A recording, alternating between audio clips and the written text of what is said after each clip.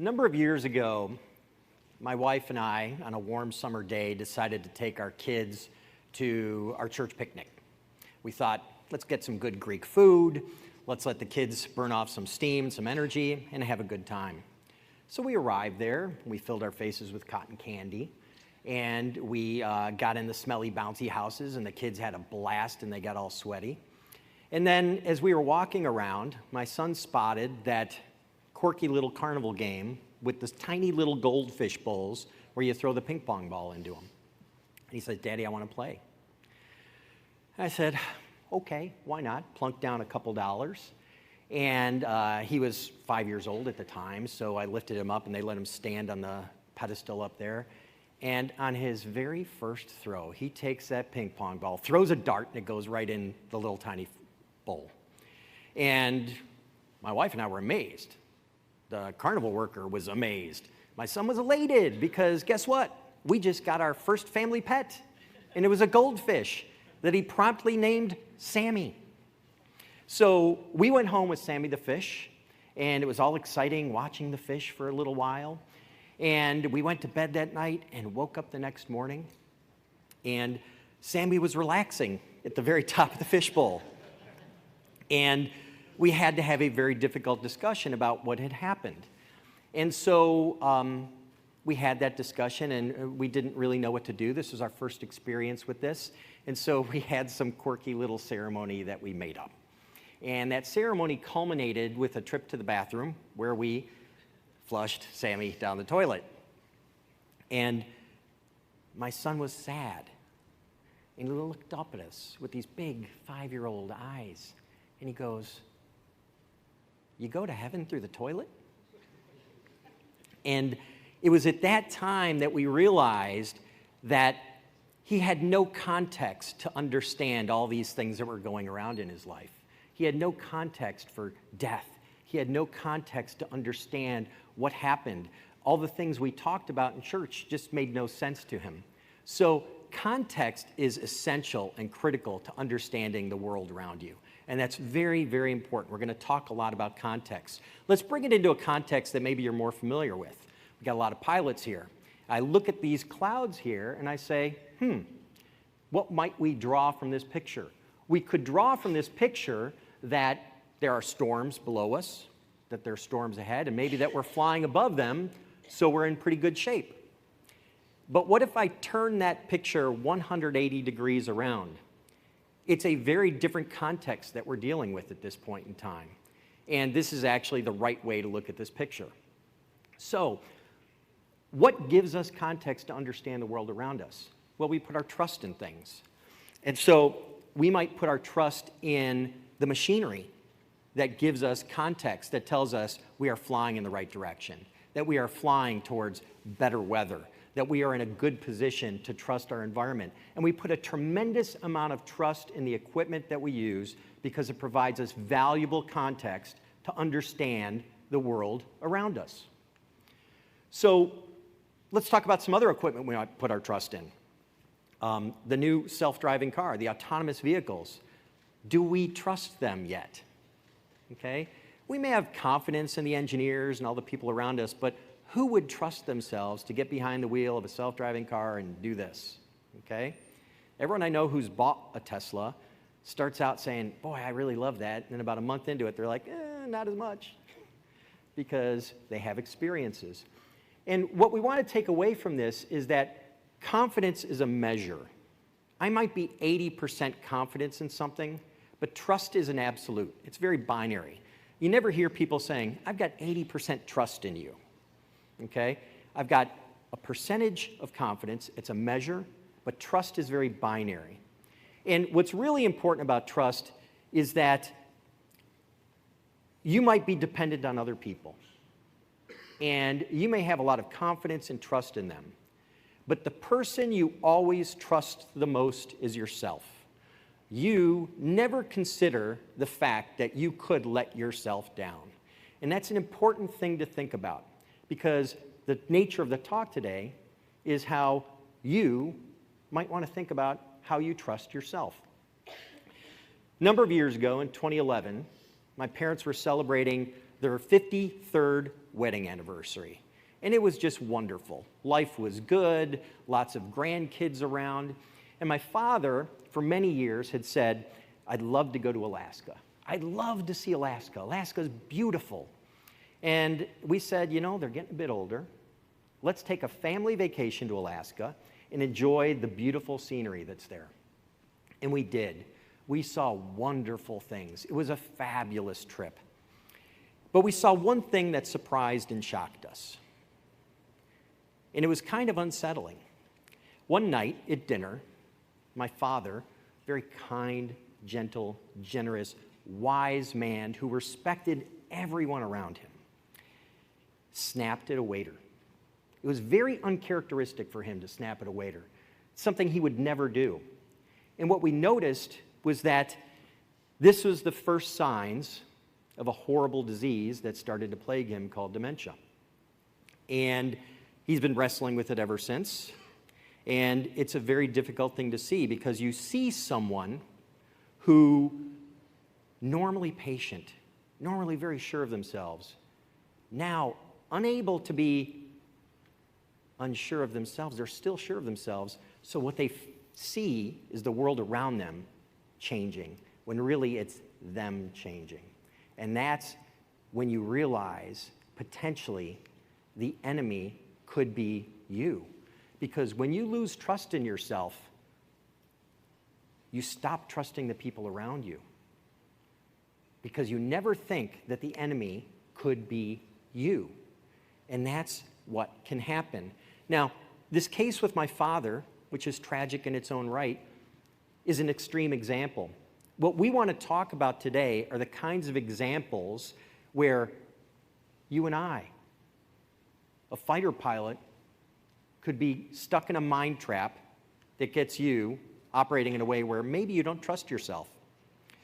This is a picture of the columns at Delphi. If you're familiar with Greece or Greek mythology, Delphi is where the Oracle of Delphi was, and where kings and philosophers and people would go to see the future and get their reading on what might happen in the future. And inscribed at the very top of these columns is something called Know Thyself, attributed to a lot of philosophers, but no one really knows where this came from. It's an ancient Greek saying of know thyself. And this is an important part of being a leader, is knowing yourself.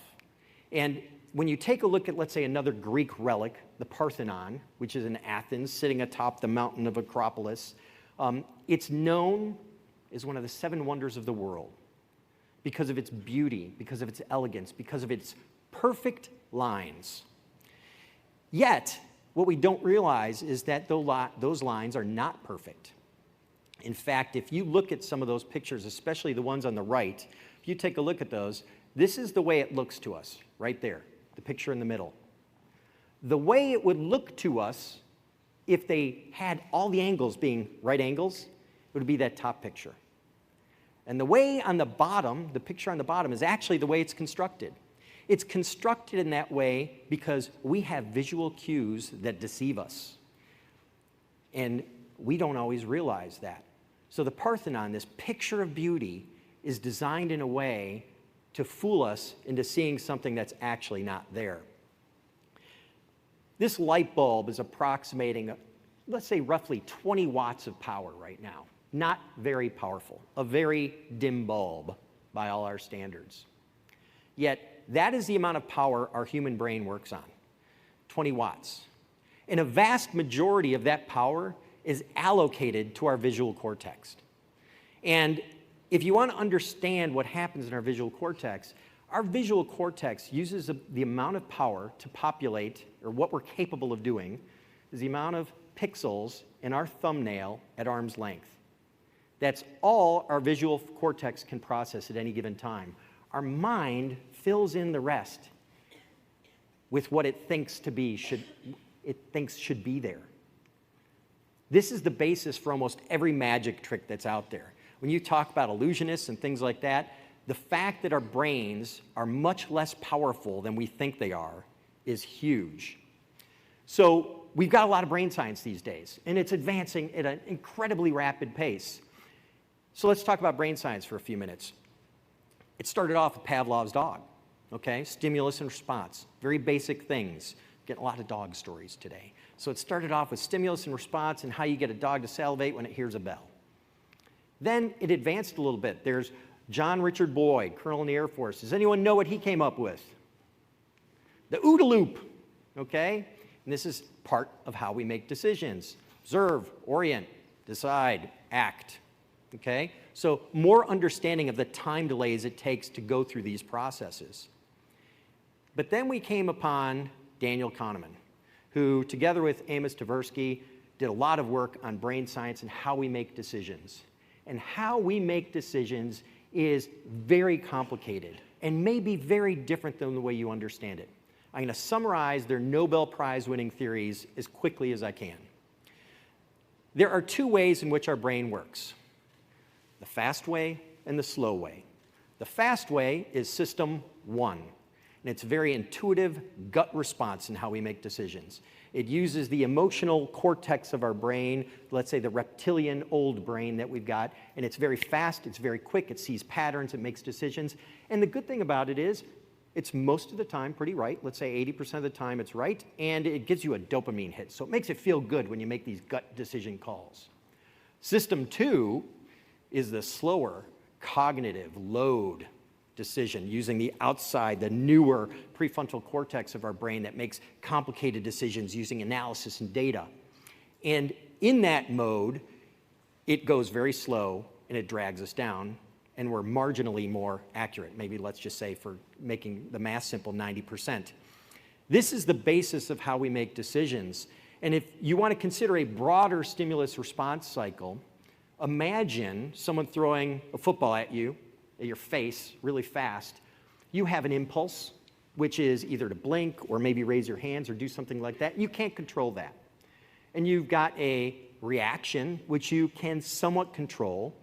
And that's why a lot of military training goes into getting a controlled response based on a stimulus, so that we don't have to think and we respond and we stay cool in those circumstances.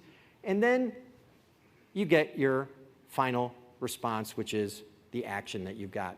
Now, what's interesting about this is System 1 covers the whole gamut. System 1 covers everything. You cannot turn System 1 off.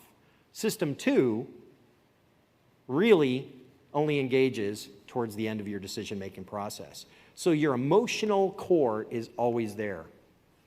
And what you want to walk away from this is that our perceptions of the kind of control we think we have over our decision-making processes is far less than you could imagine.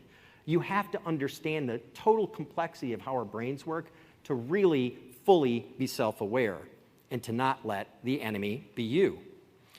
So let's talk about some of these mind traps. I'm going to go through some of these pretty quickly, but when we put a lens on a situation, we typically think of it making our situation clear, just like glasses. But lenses don't always make things clear. They can invert the picture, they can change the picture, they can distort the picture. And we have many lenses by which we see the world and we perceive that which is around us. Some of these are the assumptions that we make, the cognitive biases we have, logical fallacies we choose to use to convince ourselves of what is right and what is wrong, as well as our imagination, our own emotions. So the assumptions, we're not going to get into all of them, but they're the foundation for all our thinking. And if we're not careful, our foundation is not strong, and no matter what we build on top of that, it will crumble. So anytime you hear something like, it must, usually, probably, it is a guarantee that whatever follows that is an assumption, and that is the very foundation of how we think. Our cognitive biases are these built-in efficiencies so that when we were on the savannah and we saw a lion, our reaction was, get somewhere safe fast. Okay? Not a lot of thinking, get somewhere safe fast. Cognitive biases, and we'll cover these a little bit more, are these shortcuts that are very useful, but they can also derail our critical thinking. Ones you might be familiar with are, let's say, confirmation bias. They would be anchoring, sunk cost fallacy. Sunk cost is great. We've already spent so much on this whole new airframe program. What's a little bit more? Why should we give up now? That's the sunk cost fallacy. You always have to be evaluating that. We've got logical fallacies, or flaws in reasoning. I specifically like the Texas sharpshooter logical fallacy, which is, I'm going to cherry pick the data that makes my point, and I'm going to ignore everything else. I'm just going to hone in on that which makes my point. There are all kinds of logical fallacies that cloud up our thinking. I urge you to watch Sunday morning political talk shows and enjoy the litany of logical fallacies that are presented on any given moment. If you want to learn more, we got a lab. We'll go deep into all of these, but we're not going to do that now. Your imagination is one of the more powerful things that can cloud your judgment and your vision. Your imagination, let's imagine a campfire when you were a kid and someone telling a ghost story, and someone said, and it got dark, and the little kid wandered off in the woods, and they were never seen again. If you're scared of bears, a bear ate that little kid. If you're scared of vampires, a vampire grabbed that kid, sucked its blood, killed it, okay? Your imagination can take you to very dark places. It never takes you to the reasonable middle. It always takes you to an extreme great situation or an extremely bad situation. Your imagination can be a powerful lens that can distort your vision. And your emotions are probably the most powerful lens that can distort your vision, and we can't turn them off. Almost every decision we make starts in the emotional center of our brain. We rationalize things on the outside sometimes with logical fallacies and our cognitive biases, but every decision starts off in that emotional center of our brain, and it can frequently cloud and bias our assumptions. Just like the mighty Hercules found out, because we are not invincible. Our emotions and bias can be the thing that brings us down, and that's why we have to be very aware of them. So with that, let's try and gain some clarity. There's a story that hopefully here at the Air Force you might know of Icarus and Daedalus. Daedalus was a very famous inventor that served at the pleasure of King Minos of Crete. And he was brilliant, and he did some amazing things and invented some great stuff. And he did some objectionable stuff, and is the reason why the Minotaur came to be. And so because of some things that happened after that, he was imprisoned into a high tower with his son Icarus, from which there was no escape. But Daedalus was brilliant. He came up with a plan. I'm going to put wax on my arms and stick feathers into the wax, and we will fly away. And so they had this plan to fly away, and before they jumped off the top of this tower, Daedalus warned his son. He said, Icarus, don't go too close to the sun, or the wax will melt, you'll fall into the sea and die. And if you go too close to the water, the feathers will get wet, you'll fall into the sea and die. So just stay in the middle. And they both jumped off, and miraculously they flew. Yet, Icarus was overtaken with the emotion of flight. It was incredible. He was flying, and he was elated, and he flew too close to the sun, and he died. And it was awful, and it broke the heart of Daedalus, who was trying to save the life of his son. Now, in another way, they say sunlight is the best disinfectant. And the best disinfectant, the best way to conquer the mind traps that can cripple the way we think, that can be the lenses that change the world we see, that can be the things that allow us to get in our own way, is awareness. Awareness of these things. Learning about these things. As a leader, it's our imperative to learn about these mind traps that can cripple our logic and blind us. Because if you don't, if you refuse to be aware of these things, that's the kind of pride that cripples even the greatest of heroes, like Odysseus, who's shown in this plate. So, I think Sun Tzu said it best.